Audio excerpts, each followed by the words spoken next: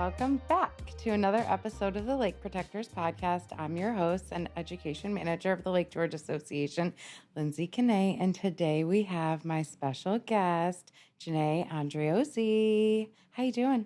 I'm doing great. Thanks so much for having me. Well, you're the executive director of Camp Chingachgook. We're going to talk about that in a second, but thank you so much for joining us. You were the first camp director to come on the podcast, and we're going to talk about children conservation, instilling these principles into kids as they were young. So let's jump right in.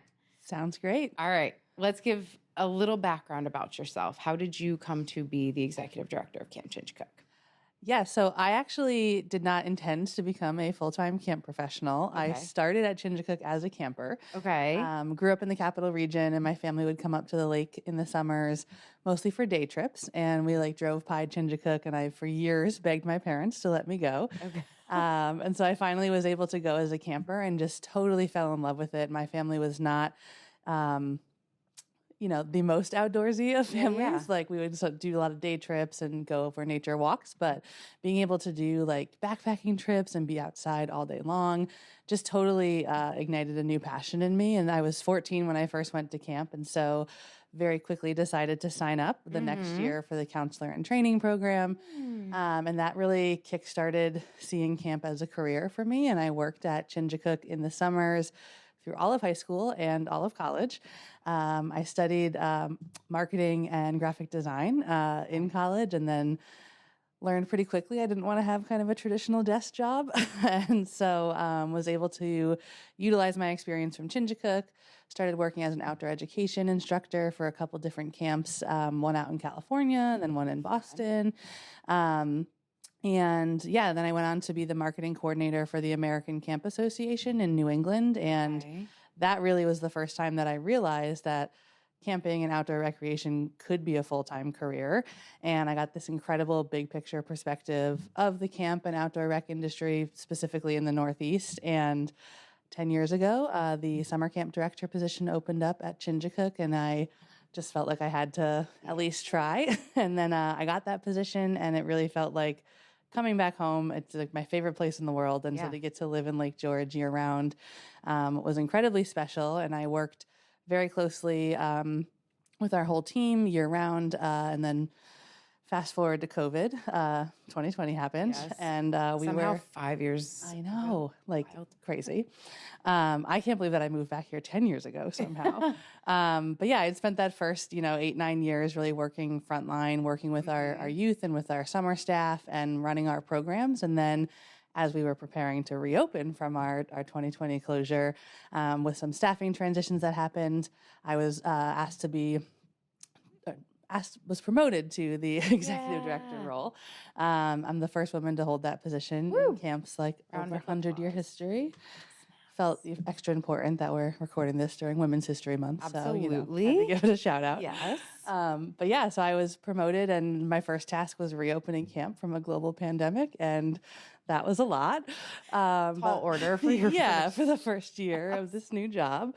But we've settled in since then, and it's really truly a dream job. And now I get to not only interact with all the youth that come through our programs and all the staff, but I get to help push our organization into the future and kind of make sure that all of the great work we're doing to make it such an incredible place to be continues on for many years. And for anybody who doesn't know, Camp Chingachgook is in Pilot Knob, one of the prettiest parts of the lake. We love going up there. When you were working there as a teenager, did you stay there all summer? I did. As the I counselor? completely abandoned all of my friends from high school. And just it was also there was no cell service up here during those years. Yeah, so. I mean, they're still not great cell service. Yeah, no, not on Pilot Knob, that's for sure. But yeah, I would stay for the whole summer. And I got mad the year after my senior year of high school. My mom was like, okay, you have to come home at least 2 weeks before you go to college. And I was like, are you sure? What about just one day and I'll do my laundry and move out? And I was here the whole summer and absolutely loved it. That's awesome.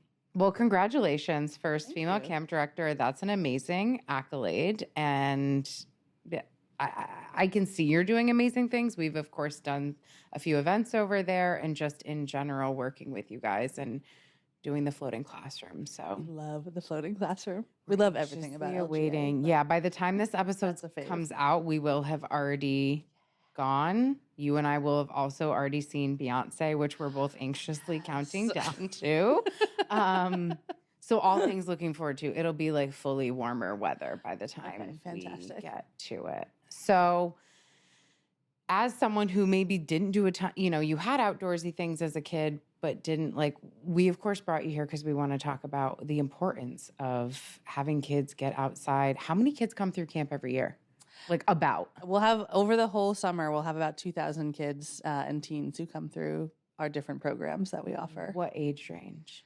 So we start as young as 5 for day camp. Wow. Okay. And then our overnight programs start at 7 and go all the way up to 16 for some of our teen programs. Now, when you have kids come, you guys have so many different types of programs, but you may be the first outdoorsy type of programs and getting kids outside that they experience. Certainly some kids, not necessarily, but for the kids that maybe didn't have that experience growing up and they're now thrust into camp, can you speak to that and what that's like, giving that experience to kids? I think one of the reasons that I came back to Chingachgook specifically to be full-time was it's part of the YMCA network. And so we are a nonprofit camp, and a huge part of our mission is specifically helping support urban and rural communities for whether it's summer camp programs or our year-round outdoor education programs. So we actually have a lot of campers or students who come for our outdoor ed programs who have never been in this much of an outdoor setting. Right. And where we're located on Pilot Knob is this incredible bubble where we're I think maybe 12 minutes from the Northway, but it feels like you're really deep in the Adirondacks. You're really tucked in over there. Yeah, we have a beautiful property because we're 112 years old. And so I didn't realize it was that old. Yeah, and so it's the type of property that you just would not be able to buy today, certainly not as a nonprofit. No. So yeah, a lot of our campers, I think, come in with it mostly comes in as a little bit of fear and uncertainty. And it's dual purpose that they have that. One, it's the outdoor element of it all. Our cabins are not air conditioned or anything. They have electricity, but they're still pretty rustic. And the intent is for the kids to be outside basically unless there's a thunderstorm going on. Right. And so that's pretty different for a lot of kids, especially today. And we do our best to sort of do a lot to prepare them ahead of time. So we've got video tours of camp. We'll do open houses. We do Zoom calls with incoming camper families and just kind of do Q&As. I love designing things in Canva. So we have a million what to pack and guidebooks to how to prepare for your program. So hopefully nothing is completely a surprise when they arrive. It's just kind of the new unknown nature of it. And then from there, basically all of our programs, whether it's in the summer or our year-round programs, function on what we call the circle of comfort. And so we're not trying to push kids to be in their panic zone. Okay. And so any activity that we're doing, we try to have multiple levels of entry or levels of participation. Okay. So the first night that kids are coming, we're all going to be outside all evening, but it's at a campfire where your counselors are singing goofy songs and rewriting pop songs that they already know from the radio. Taylor Swift is a very popular rewrite. So.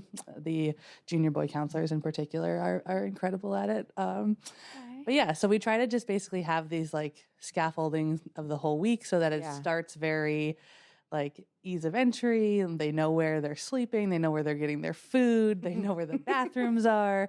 And then we kind of build up from there, and we try to incorporate different elements of outdoor programming. And they also have a lot of choice in that. So they can pick, if they're super interested in farm and garden, they could spend their day there. If they're more I'll be outside for free swim time, but the rest of the day I'd like to be indoors doing painting and arts and crafts and some STEM activities. We also have that. So we try to ebb and flow. Tailored yeah, exactly. Yeah. That's so starkly different from, I feel what I guess I would think a traditional like you just don't have choice. Like I think that has evolved into something great. My Chingachgook experience was in Ooh, third the tea. grade. We went for I think 3 nights, and it was cold. It was April. Oh my We God. still threw my teacher in the lake though. That was like the thing to do. I don't know that that's Hadley a Luzerne. Yeah, yeah. they still do that. We Mr. still Diamond. Mr. Diamond. We used to throw Mr. Diamond Yep. in the lake. I think there may have still been ice at that time.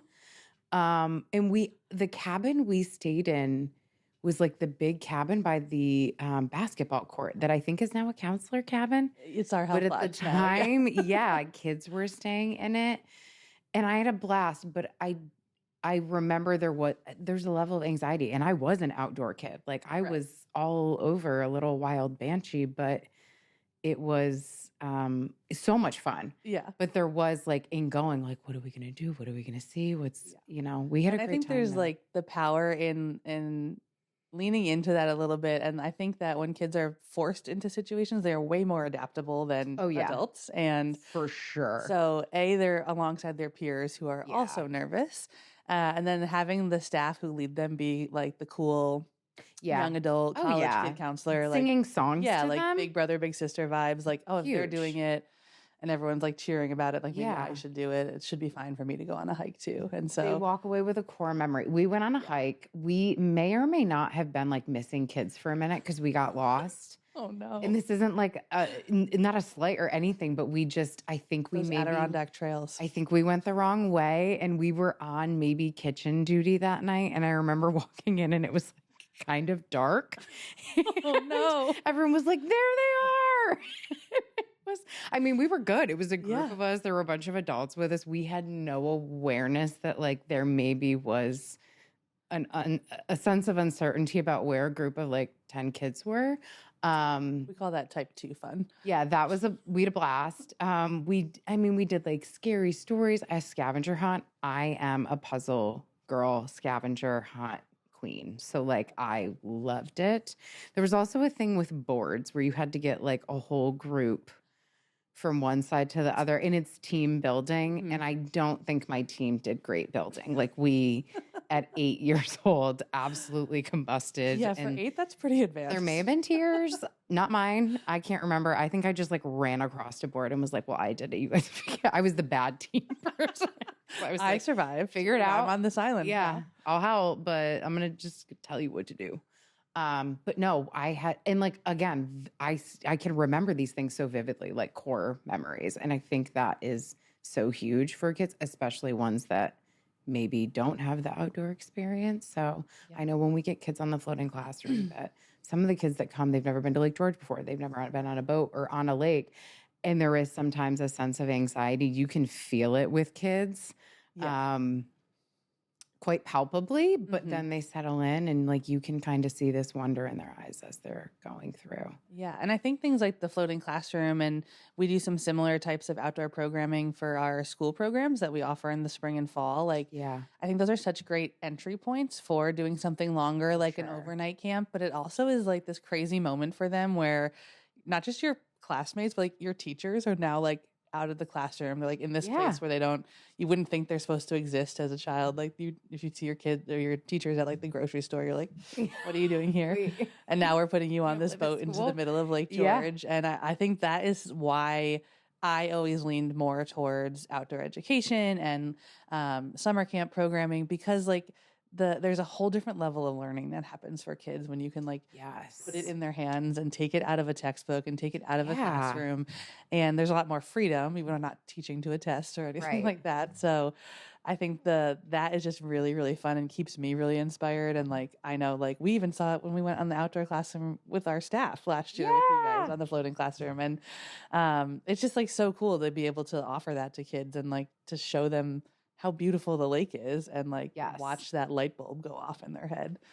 Yeah. And how important that is, for the kids that don't get it, for the kids that do often, like to be able to put them out there, do these team building exercises, everything. And just as a sense, like this is the world kids are going to inherit. Yeah. It is changing quickly, quicker than, some of us want. And I think up here in the Adirondacks, we're kind of, a haven, and I think we will be more so as the rest of the world warms. But like, But we did have multiple tornado watches last summer, so there's also that. I know. But having kids understand and have an appreciation is huge. And like, they go outside, they do these programs, and like for some of them, there's certainly a want to, end up being a camp director at a camp or floating classroom or anything. Mm-hmm. Yeah. So I think one of the things that is really inspiring, and like you were just saying, like this is the world that kids today are inheriting, and it's going to be full of climate problems that they did not create.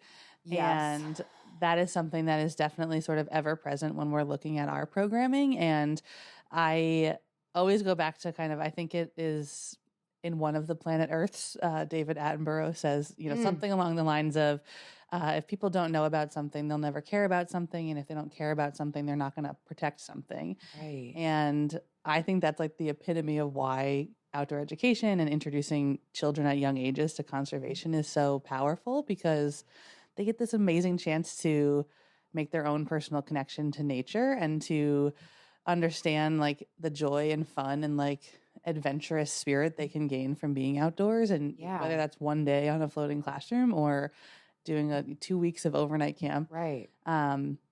It really just gives them this great chance to develop that really personal connection. And like, that's how we have adults who become advocates for the environment and for water protection and all the things that we need to happen. We're going to need them. George. We're going to need them a lot. Yeah. And I think it can evolve based on the child. Like it can be the kid that's digging in the stream, looking for frogs, doing whatever. But it also can be the kid that maybe says, I don't want to, I'll be outside for a little. I don't want to be, but I'm going to go draw this beautiful photo or picture of a landscape. Like there's different, the connection can be so widespread. It doesn't have to be one thing. And I think outdoor education really is that open door to so many different things. It's not in a classroom. There's resistance with kids in a classroom, or at least some of them. Some kids are, the bookworm. They want to do everything they can, straight A student. And then other kids, they have more subjects they like than others. But in general, it's a resistance. You find out you're going to camp for a few nights. It's like, oh my God. It's really, really cool and fun. Yeah. So we want to instill the love of kids, especially, we're so fortunate here on Lake George. You can't beat it. Right. We know this, but yeah.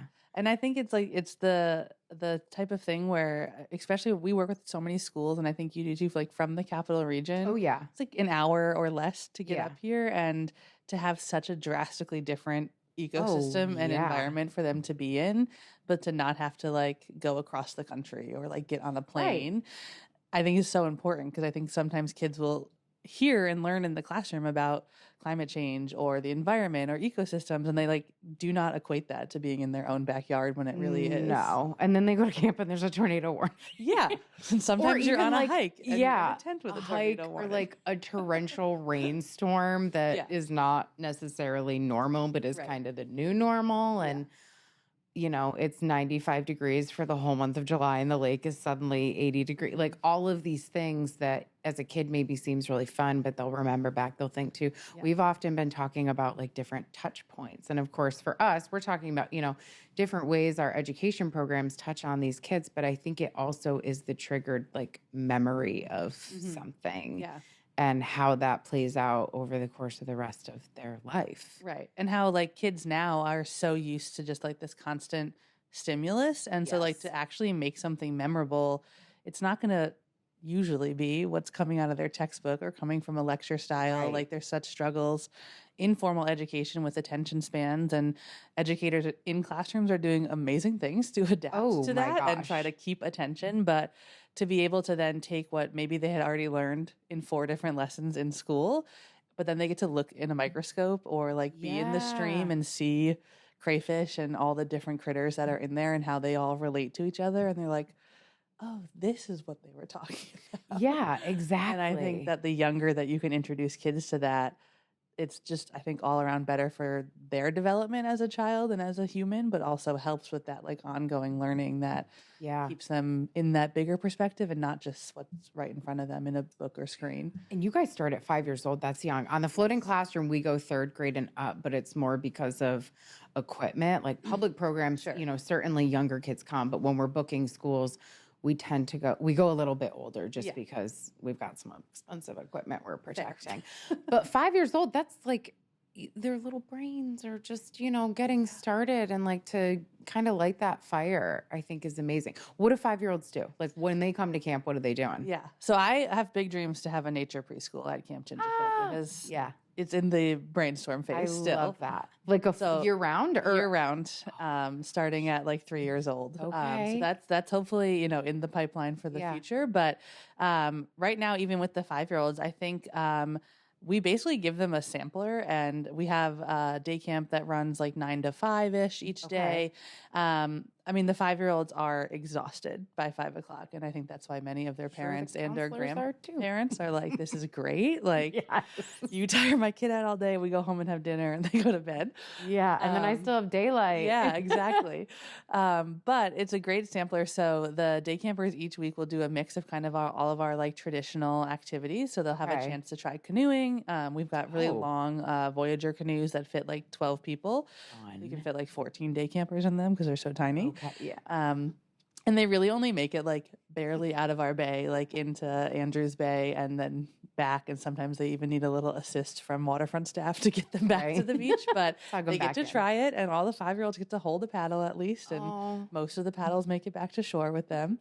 But they'll have it. They can try bouldering and rock climbing. Wow. And do you have a wall, or is it like we have a wall? Okay. We also have some real rock climbs on our property, but those are for the older kids. Yeah, but, that makes sense. The youngest kids can try on the wall, and it's 50 feet, so not a lot of them make it all the way to the top, but they have different goals. It's a great chance for them to like learn perseverance. And then one of the things I love most about Chingachgook, and again, I think it's because we are 112 years old, is we have like 80 acres of trails and kind of like backcountry campsites like on our property that we're so lucky to have. And so the day campers go on what feels like a huge hike to them, but it's just kind of right beyond our soccer field. And they have a chance to kind of do these little day hikes, and they'll we have like little stopping points where they can sort of like learn about different trees and also just like rest on their way up the big hill and things like that. So they'll have a chance for that. I will say definitely stream and wetlands time is a fan favorite, especially of the younger kids.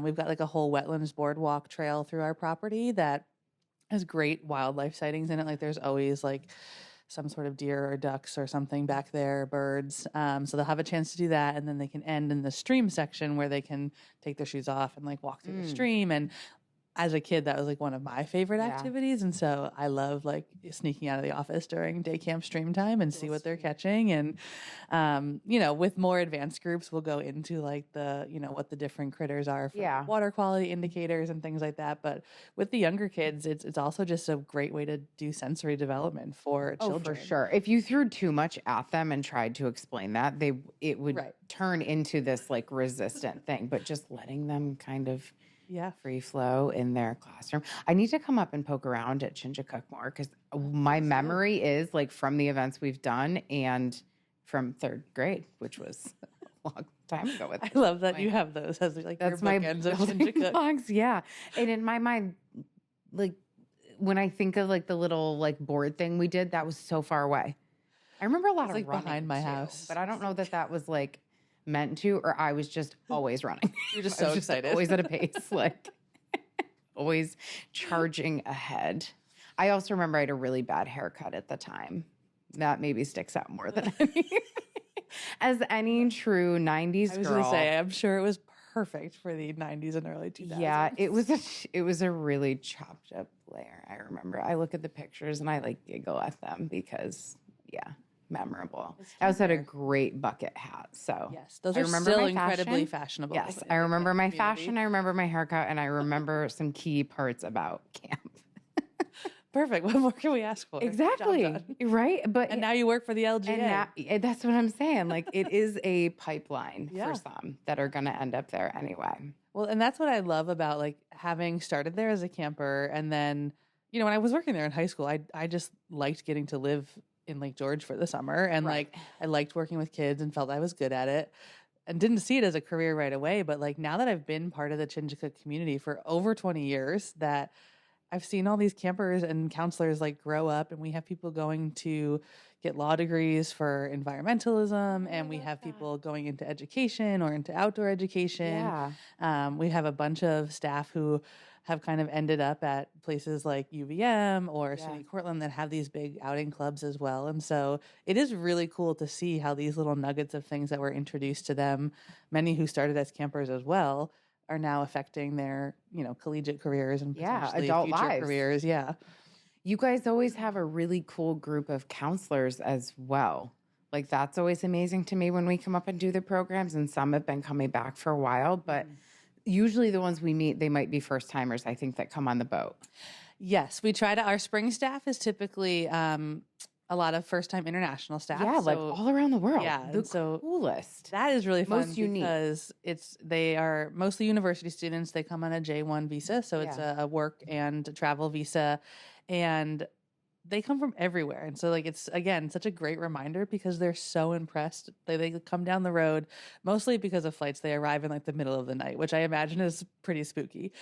But then the next morning we like pick them up from the cabin they stayed in and like bring them to the dining hall and down to the lake, and it's just like these wide-eyed like amazement the first time they see the lake. And it's this such a cool reminder of, okay, these people have literally traveled from all over the world, Right. and this is our backyard. And like it's just another great reminder of like all the importance of the work organizations like you all do to Right. like protect it and keep it that way. And yeah, it's really cool. And Also a great experience for the kids to be, being taught by someone from New Zealand or Australia or anywhere across the world that like, they might see it on a map, see it on a globe, but like there might, especially living in like a pretty rural area or, of course, some of the capital region schools are, more populated, but maybe they've never met someone from these countries. So they get to show up and have a counselor that has such a different experience for them, but they're in the same place. Yeah. Like the world is so big, but it's also really small. Yeah. And you're experiencing the same thing at the same time. I think that's really interesting. And I always love that. And I love that it kind of helps create this like really productive learning environment where it's giving this whole global community, but putting it into this pocket of Chingachgook and basing it on these, like I was saying at the beginning, like our circle of comfort. Like, how are we going to make sure that we're all learning and growing, but we're doing it in like a safe space? And I know as a camper, for me, like I was 14 when I started, like talk about like the awkwardest years of your life. And it was like the first time that I was like, oh my God, I can just be myself. Like I do like being outdoors and I do want to go backpacking, and like I can crack a great joke and like make everyone laugh. So sure, I'll get up in front of this campfire. Sing a great Why song. not? And it definitely changed like my life and the trajectory of my life. And I think the confidence I have, and it's so cool to get to see that. And now with having so many international staff and like bringing in their perspectives, you just see the kids like actually gaining this bigger picture of like the world is bigger than just my classroom or just my neighborhood. And it opens up a lot of, I think, possibilities for them that maybe weren't there before.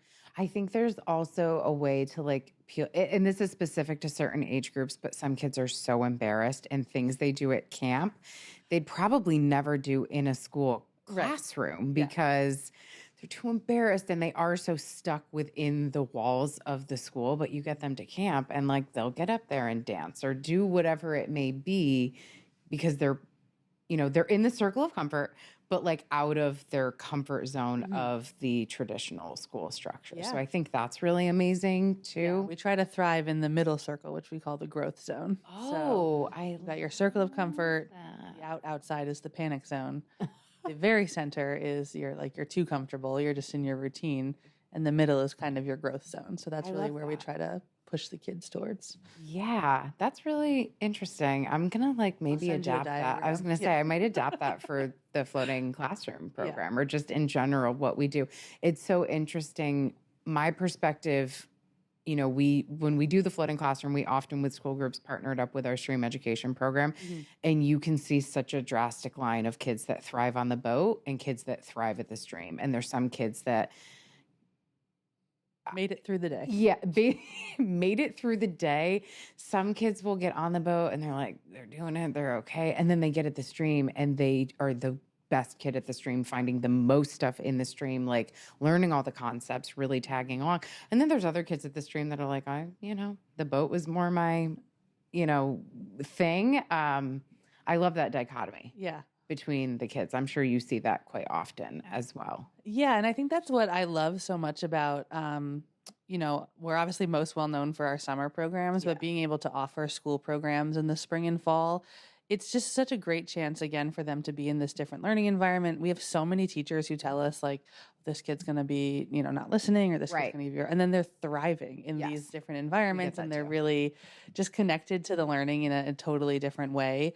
And I think that I truly think there's something at camp for everybody. Yeah. And so that's why I like having some of that choice in there of like, how can you define your connection to the lake and to nature? And I'm not going to force you to like hike Buck Mountain every single day, but like if you want to, like that's an option. Yeah. And there's also some counselors who will gladly do that with you, and others who will gladly just, chill at the beach with you for the day. And that's that. How many different what types of other programs are offered at Chingachgook?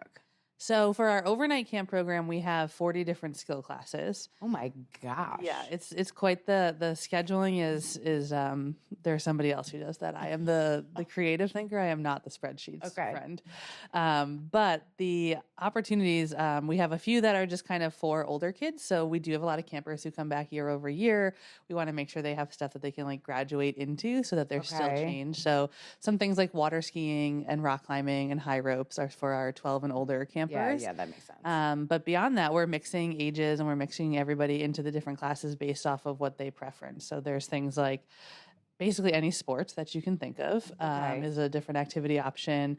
We've got archery, canoeing, paddling with like kayaking and stand-up paddle boards. What else? We added snorkeling last year, sailing, swim classes, fishing. We've got a kind of educational farm and garden area. It's very much a seasonal farm because I'm not a full-time farmer. We partner with a wonderful farm in Fort Anne. Okay. So we'll have some goats and ducks in the summer and occasionally some rabbits. Yeah, it's very cute. I didn't know. It wasn't there when you were there. Okay. I would have been probably all built in over like that. 2008 or 9, I think. Okay. And then raised bed garden, and so a lot of the kids will get a chance to kind of like help with both the animals in the garden. We have outdoor cooking, which is a fan favorite because they get extra snacks during the day. Survival classes, nature classes. And then tons of arts classes. So we also have like art, painting. We have a place called Makerspace, which is kind of like a STEM and art combo class. Okay. One of their favorite activities is they build little tiny boats and then they have a regatta down the stream to see whose boat A stays floating and B wins. Thanks.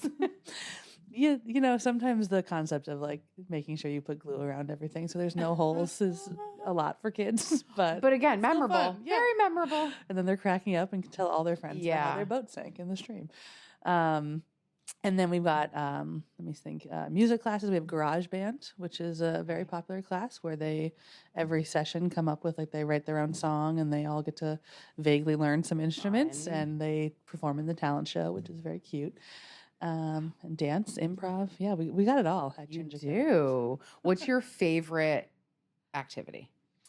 I am very partial to anything on the waterfront. Yeah. I grew up loving the lake, loving the water. And then in my years of working just on the summer, I was a counselor for a few summers, and then I was on the waterfront staff for 5 summers. And so sailing and water skiing are definitely my personal 2 favorites. And now driving the water ski boats is my way of escaping the office and being like, I gotta go sub. They need me. I have to go. So sorry. Do you water ski still? Yes. And this summer I'm hoping to learn to wake surf. So we'll see how that goes. Okay. I just inherited some water skis in a house I bought. So I'm like, I've never done it before. I know it's hard. Try them out.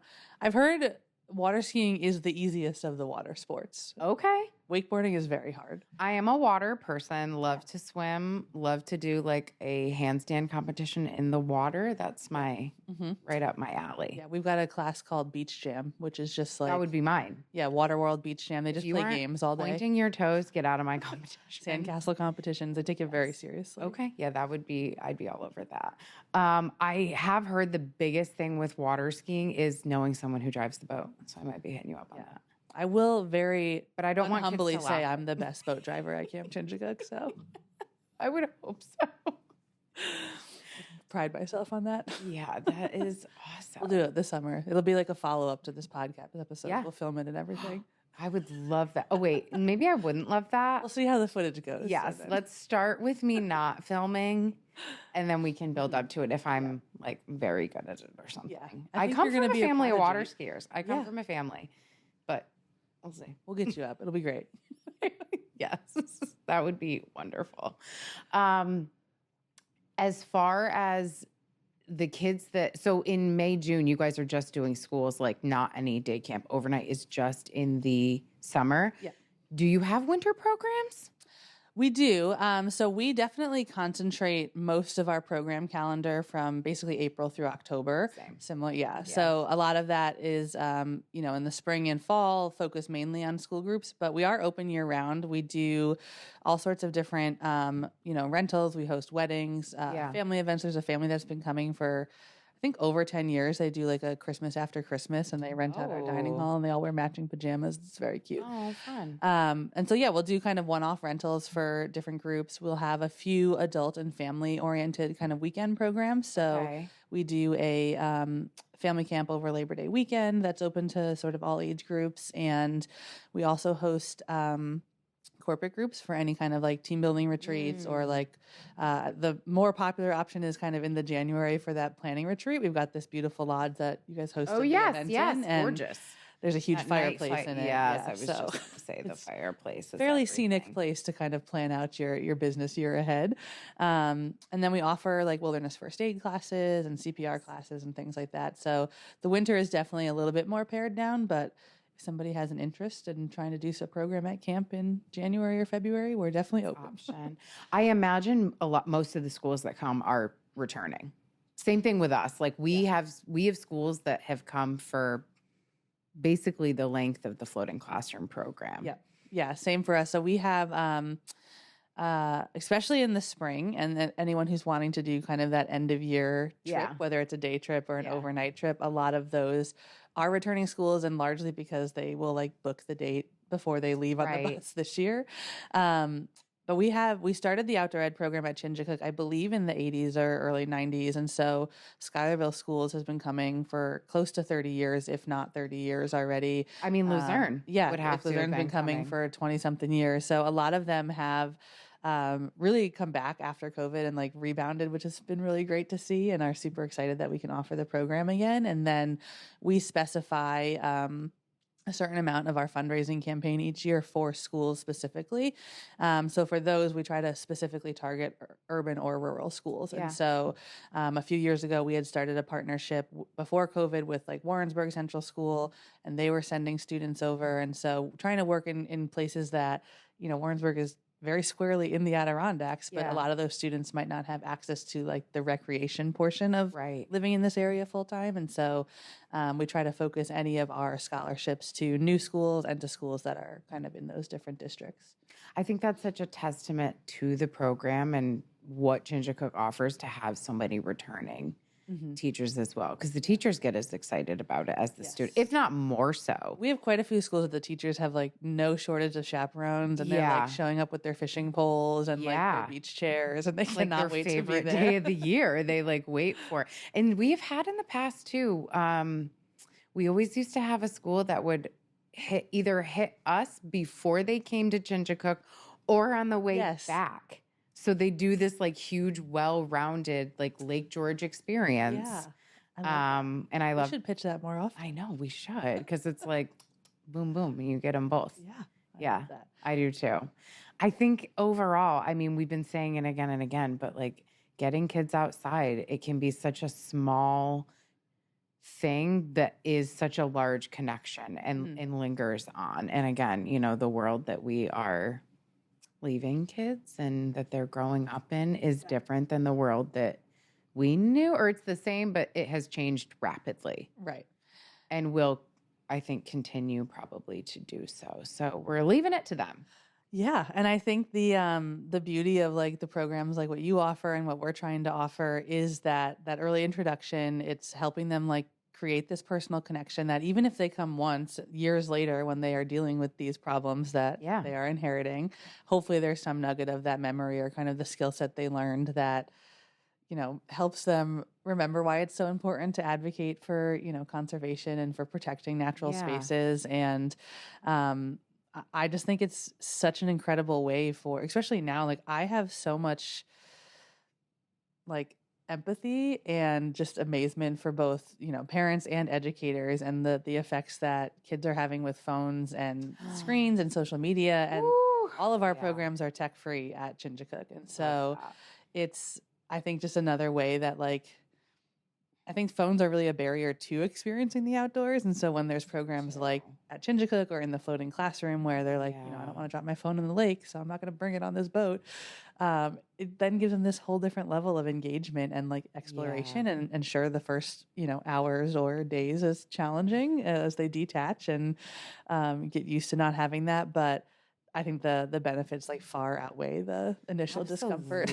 I always say, or I often say, like, I'm so happy to have grown up when I did because I was like basically sent outside as a child, but happily. It was like, you know, I'd run out of bed and be like, can I go outside? You know, that was my childhood. And I don't know that would be the same experience now because even now as an adult, I wake up, I'm like, what's going on with my phone? Like that's the norm. And for children, I think that probably can be a little bit stunting when you're living in a square box. Yeah. And like the concept of neighborhoods don't exist in the same way. And what I love at camp is that all of our cabins are sort of set up in these essentially little neighborhoods by like age and gender. And so your cabin mates are your like family and your home base, but then next door is another cabin of kids who are only a year older than you. And so in between activities, kids are kind of walking to the next activity on their own and they're playing together. There's like tetherball courts and stuff like that in between all the cabins. And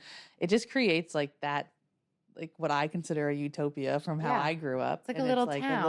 Like a little sample of that. And it might only be for a day or two or for a couple weeks, but I think it shows them that there's like this different way of interacting with each other and with the world around them. Sure. Well, and also like I have thought back to my childhood and like the concept of a job in the environmental field. I don't think it even crossed my mind until I was in Except for that we were all going to be marine biologists. All going to be marine biologists. I could communicate with dolphins. Never met a dolphin in my life. I am a mermaid. Actually, I did just see a dolphin recently.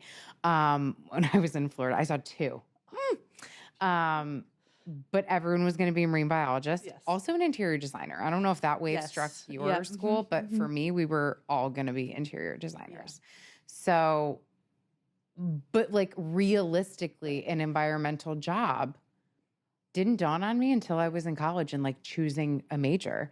And even as that, I did not apply to school to be an environmental major. I showed up there on orientation day and they were talking about it. And it was like, oh my gosh, light bulb moment. Hey, I think I'm going to do this. But that has evolved so much. There's so many more jobs in the field, or at least that have that tagline, and like the way that the world is changing and sustainability, like this generation of kids as they grow up from 5 years old to, you know, teenagers, there's a lot more options. And I think that having these experiences makes it so much more attainable for them, or like the thought process isn't so few and far between where they. And I think even building out their worldview to understand that, you know, if maybe they want to live in Lake George for their whole life and they don't want to do an environmental specific job, but you know, our main economic driver is having a very clean lake and very beautiful mountains. And so I think helping them kind of connect those dots too of like, you know, if this is not protected or if I don't care about protecting this lake, like my family's business or my future job, you know, might not be realistic or sustainable anymore because there's less tourism and there's less focus on people coming into the area. Absolutely. It's not just like the, conservation field. It is everything, like, right down to like how you live every day. If the lake isn't clean, there's not much going on in Lake George or around the lake. Right. Yeah. That's a huge concept. And that's why I think it's like it's so great that like there's the floating classroom where, programs like ours and tons of other nonprofits around the lake who are like really working to find access for youth in particular, because, if they experience it and they see it and they're going to fall in love with it, because how can you not fall in love with Lake George? That's just going to protect our ecosystem for the future. And then hopefully that, ripples out into all the communities where they're coming from up to the lake to visit.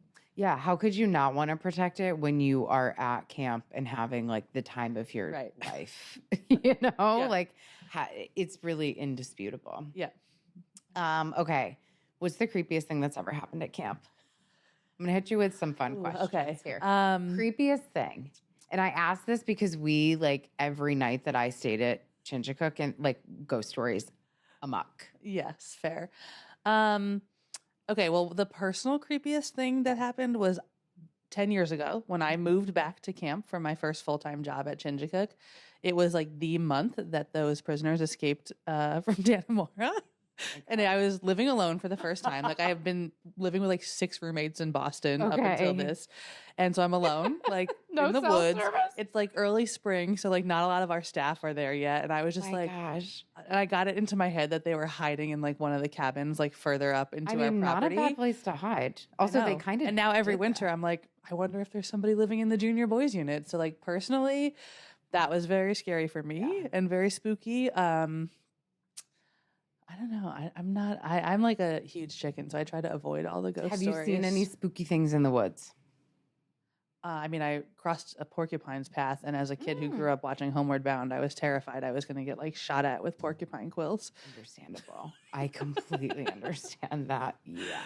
But no, we haven't, nothing too crazy. I mean, there's like crazy stories that the kids will all tell about, like the H-Man is like legend of like someone from Hogtown who like got stuck on the mountain in a forest fire and then burned half of his face. It's like some sort of combination of like Batman and a spooky story. And so he has seen a lot, apparently, just wandering in the woods behind camp.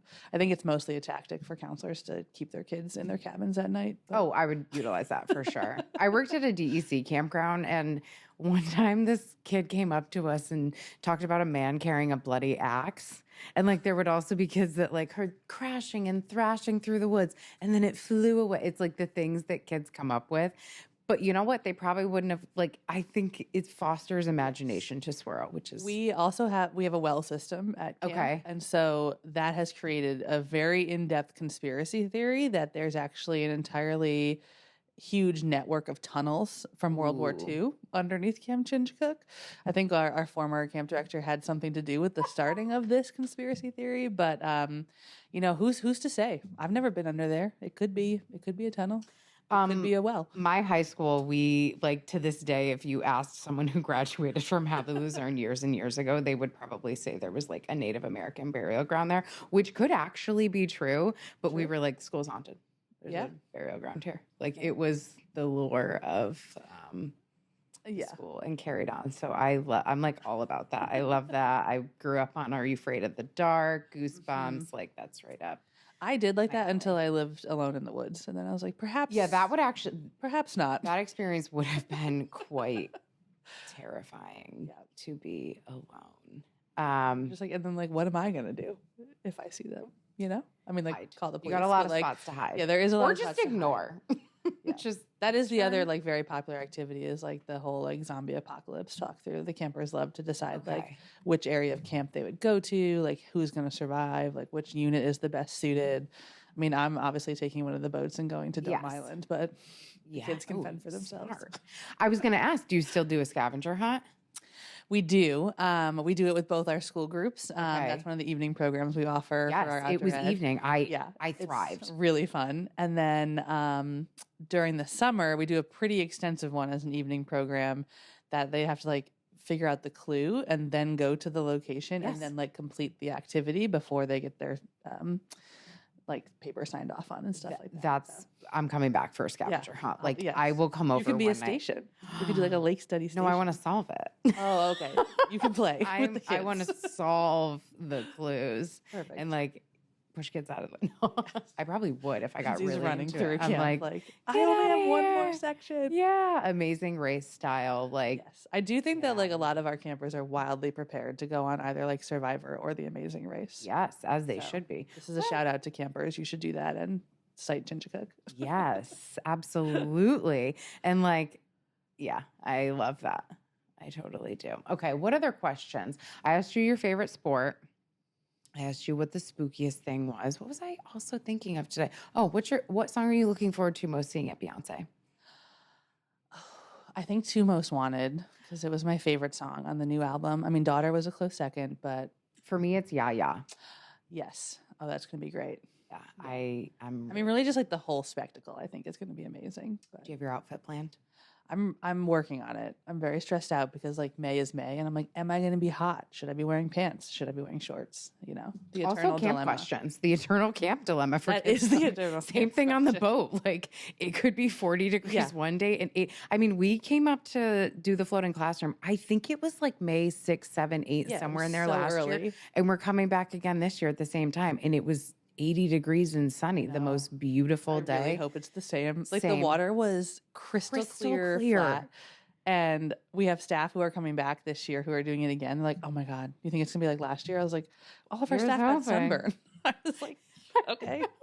And then 2 days later, it was like 40 and Freezing. spitting snow. And So- like our staff who had just arrived were thinking that, you know, that beautiful day was what all of May was going to be like. And I was like, oh, no. There's a reason like your uniform at this time of year is a sweatshirt and not a t-shirt. yeah, we haven't even gotten to, what do they call it? Like second spring or third winter? I don't know. I think we're what in third winter this We're in weekend. third winter. I apparently. think There's a next is storm warning. pothole or something. Like, yeah. The beautiful upstate seasons. Yeah. Well, any last thoughts?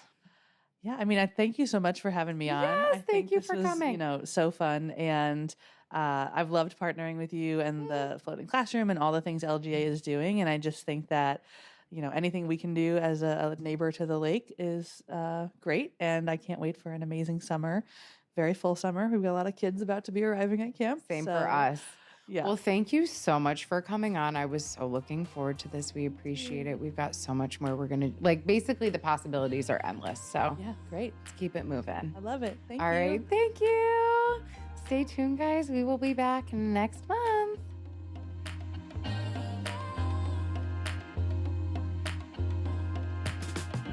The Lake Protectors podcast is a production of the Lake George Association. To check out the work that the LGA is doing, follow us on Instagram and Facebook at Lake George Association.